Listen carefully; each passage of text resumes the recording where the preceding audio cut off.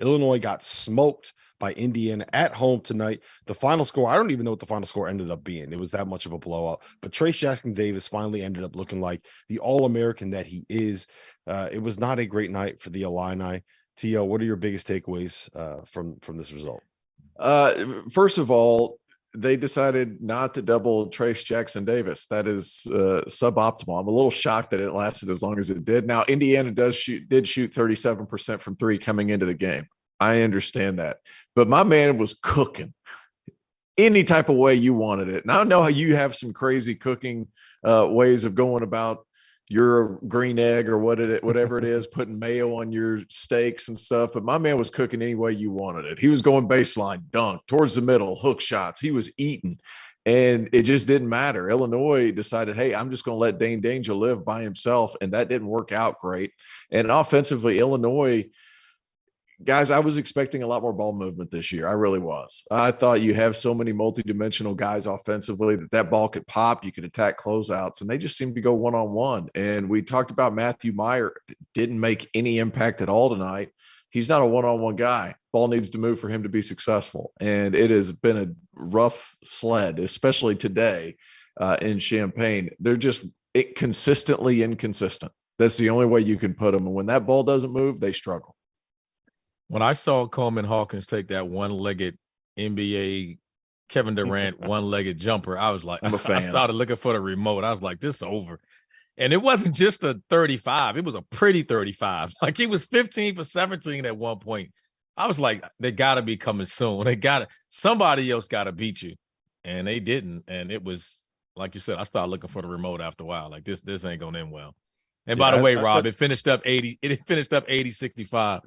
Yeah, I got the box score up in front of me now. That's how prepared I am as the host on the show, man. Look, I'm tired. I've been all over the country. I've been like 7 different states over the last 3 days. I'm exhausted over here. But Trayce Jackson-Davis finished with 35 points, 9 boards, 5 assists, 3 blocks. That is a pretty decent stat line for a guy that is playing through a little bit of pain right now. So I want to. Could you imagine if he was playing in 95? Like if Trayce Jackson-Davis was playing in 95, like we're talking lottery pick. If Trayce Jackson-Davis was playing in 95, he wouldn't be in college basketball. He would be Sean. He'd be a better version of Sean Kemp. If he was playing in 1995, he'd already be in the NBA going head to head with Kofi Cockburn. They'd be the 2 best players in that league. Yeah, that's a good point. Sorry to interrupt. I do think it's funny though. I was telling someone the other day, RC, that with Coleman Hawkins, like you never just get a good game, right? He either looks like the second coming of Magic Johnson, or he looks like a guy that probably should be playing like at Eastern Illinois instead of regular. Like he's either horrible or he's great. And today we got the not so good Coleman Hawkins tonight. Well, he wasn't alone, so he had plenty of help with him. So I think Terrence Shannon was probably the only guy that can, and he was sporadic at times, but at least he scored. I mean, the rest of all right. So let me ask you guys this. We'll get into Indiana in a second. Where does that come from? Like, how come the only thing they do consistently is show up inconsistent? I mean, they had just won 4 straight games, right? They had just covered 4 straight games. They looked like a team that had finally figured it out. I was all in on the Illinois' back bandwagon, RC. What happened? How did I get this one so wrong? When's the last time we see Indiana look this good, though? I mean, because I thought they were in trouble without Xavier Johnson. I was like, I wasn't sure. And then to go on the road and get a win, conference play, I didn't expect that. I mean, I thought they were going to miss him dearly. And Hood Schifino, man, he looked really good tonight. And when they get Xavier Johnson back, man, they're looking like one of those teams that when they get everybody back healthy, they could probably make a run. We'll see. But I don't know what about Illinois. They're just hot and cold. They're like them in Colorado are like the damn North Carolina weather. I walk outside, I got a flip-flop on, a Timberland boot, a white beat and a jacket. Like it's just all over the place. You got knee-high boots and shorts on. Like, you got Timbs and shorts on. Like that's North Carolina and South Carolina weather right now. When's the last time you've seen a team in the Big Ten score 80 points and only take single-digit threes? Like, they didn't even shoot the 3. They did everything at the paint. Like Illinois didn't guard the paint. And they got big enough guys to guard the paint. Trayce Jackson-Davis with 15 of 19. Throw an extra man, let him pass it, make them do something else. And Make them Tio, do he missed something his else. last 2 shots. He was 15 and 17 at one time. He missed his last 2.